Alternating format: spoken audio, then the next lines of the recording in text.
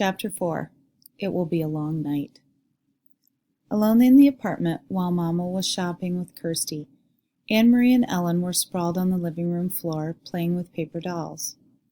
They had cut the dolls from Mama's magazines, old ones she had saved from past years.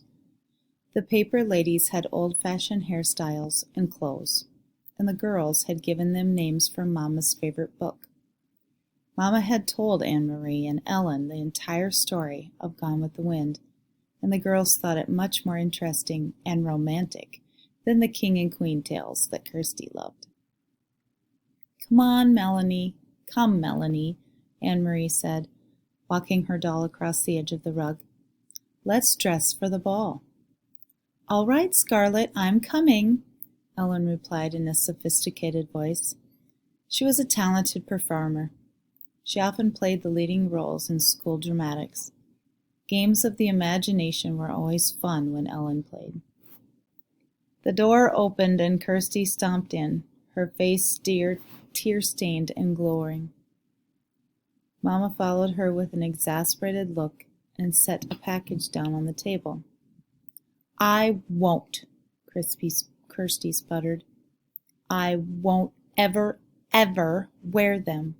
Not if you chain me in a prison and beat me with sticks." Anne-Marie giggled and looked questioningly at her mother. Mrs. Johansson sighed. "I bought Kirsty some new shoes," she explained. "She's outgrown her old ones." "Goodness, Kirsty," Ellen said. "I wish my mother would get me some new shoes. I love new things, and it's so hard to find them in the stores." "Not if you go to a fish store," Kirsty bellowed. "But most mothers wouldn't make their daughters wear ugly fish shoes."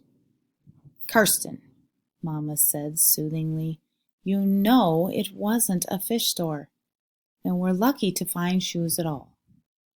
Kirsty sniffed. "Show them," she commanded.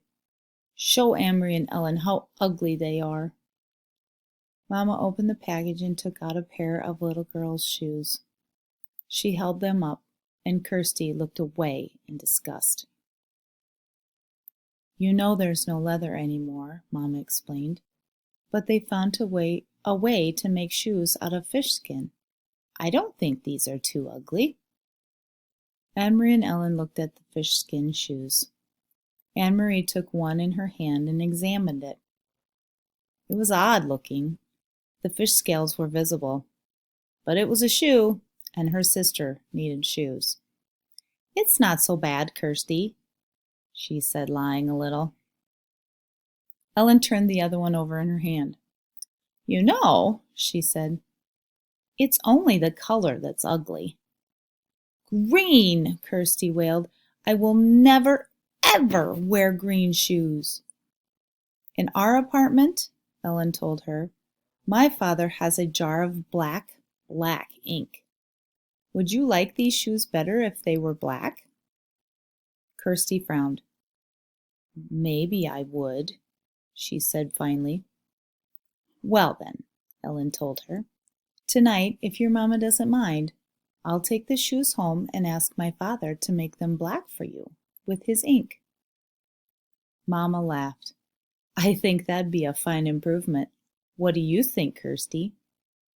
Kirsty pondered. "Could he make them shiny?" she asked. "I want them shiny." Ellen nodded. "I think he could. I think they'll be quite pretty, black and shiny." Kirsty nodded. "All right then," she said, "but you mustn't tell anyone that they're fish. I don't want anyone to know." She took her new shoes, holding them disdainfully, and put them on a chair. Then she looked with interest at the paper dolls. "Can I play too?" Kirsty asked. "Can I have a doll?" She squatted beside Anne-Marie and Ellen on the floor. Sometimes, Anne-Marie thought, Kirsty was such a pest, always butting in. But the apartment was small. There was no other place for Kirsty to play, and if they told her to go away, Mama would scold. "Here," Anne-Marie said, and handed her sister a cut-out little girl doll. We're playing Gone with the Wind. Melanie and Scarlett are going to a ball. You can be Bonnie. She's Scarlett's daughter." Kirsty danced her doll up and down happily. "I'm going to the ball," she announced in a high, pretend voice. Ellen giggled. "A little girl wouldn't go to a ball. Let's make them go someplace else. Let's make them go to Tivoli." "Tivoli!" Anne-Marie began to laugh. "That's in Copenhagen. Gone with the Wind is in America." "Tivoli, Tivoli, Tivoli," little Kirsty sang, twirling her doll in a circle. "It doesn't matter, because it's only a game anyway," Ellen pointed out. "Tivoli can be over there, by that chair. Come, Scarlett," she said, using her doll voice. "We shall go to Tivoli to dance and watch the fireworks, and maybe there will be some handsome men there. Bring your silly daughter Bonnie, and she can ride on the carousel." Anne-Marie grinned and walked her Scarlett toward the chair that Ellen had designated as Tivoli. She loved Tivoli Gardens, in the heart of Copenhagen. Her parents had taken her there often when she was a little girl. She remembered the music and the brightly colored lights, the carousel and ice cream, and especially the magnificent fireworks in the evenings, the huge color splashes and bursts of light in the evening sky. "I remember the fireworks best of all," she commented to Ellen. "Me too," Kirsty said. "I remember the fireworks." "Silly," Anne-Marie scoffed. "You never saw the fireworks." Tivoli Gardens was closed now. The German occupation forces had burned part of it, perhaps as a way of punishing the fun-loving Danes for their light-hearted pleasures. Kirsty drew herself up, her small shoulders stiff. "I did too," she said belligerently. "It was my birthday. I woke up in the night and I could hear the booms, and there were lights in the sky. Mama said it was fireworks for my birthday." Then Anne-Marie remembered. Kirsty's birthday was late in August, and that night, only a month before, she too had been awakened and frightened by the sound of explosions. Kirsty was right. The sky in the southeast had been ablaze, and Mama had comforted her by calling it a birthday celebration. Imagine such fireworks for such a little girl, 5 years old, Mama had said, sitting on their bed, holding the dark curtain aside to look through the window at the lighted sky. The next evening's newspaper had told the sad truth. The Danes had destroyed their own naval fleet, blowing up the vessels one by one as the Germans approached to take over the ships for their own use. "How sad the king must be," Anne-Marie had heard Mama say to Papa when they read the news.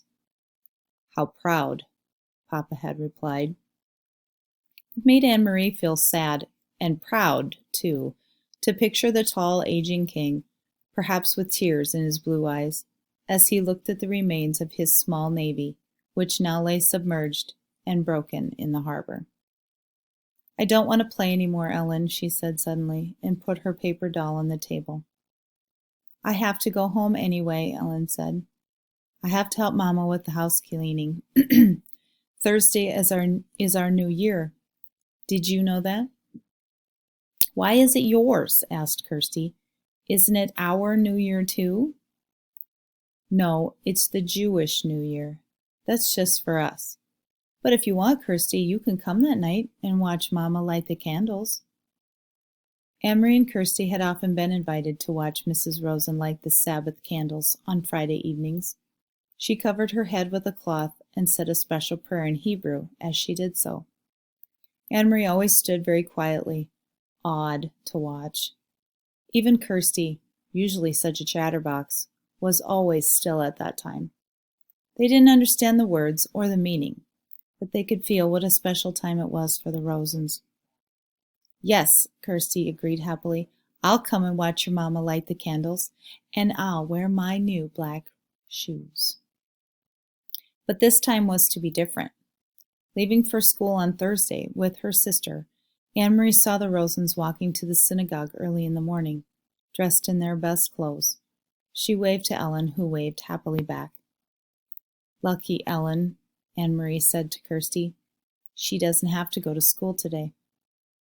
"But she probably has to sit very, very still, like we do in church," Kirsty pointed out. "That's no fun." That afternoon, Mrs. Rosen knocked at their door, but didn't come inside. Instead, she spoke for a long time, in a hurried, tense voice to Anne-Marie's mother in the hall. When Mama returned, her face was worried, but her voice was cheerful. "Girls," she said, "we have a nice surprise. Tonight, Ellen will be coming to stay overnight and to be our guest for a few days. Isn't often we have a visitor." Kirsty clapped her hands in delight. "But Mama," Anne-Marie said in dismay, "it's their new year. They're going to have a celebration at home.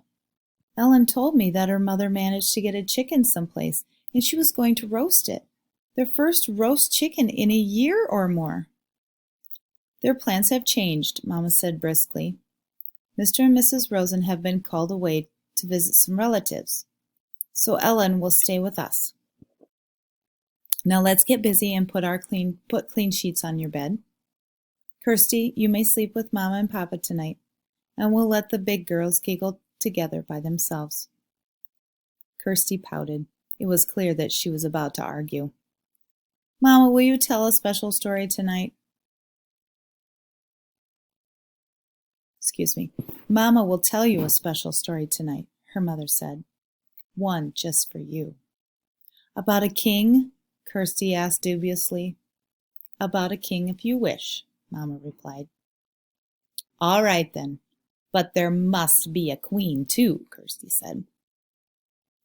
Though Mrs. Rosen had sent her chicken to the Johansons, and Mama made a lovely dinner large enough for second helpings all around, it was not an evening of laughter and talk. Ellen was silent at dinner. She looked frightened. Mama and Papa tried to speak of cheerful things, but it was clear that they were worried, and it made Anne-Marie worry too.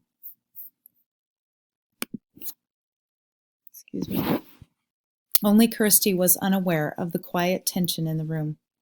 Swinging her feet in their newly blackened and shiny shoes, she chattered and giggled during dinner.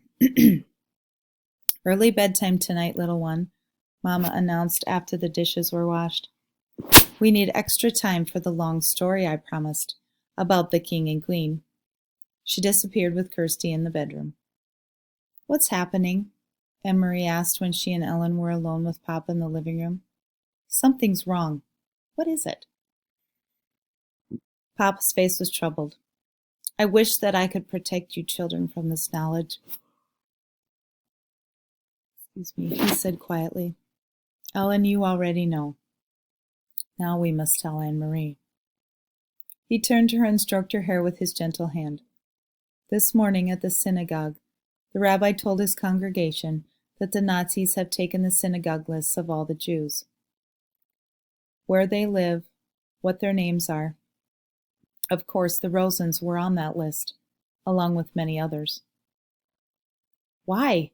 Why did they want those names?" "They plan to arrest all the Danish Jews.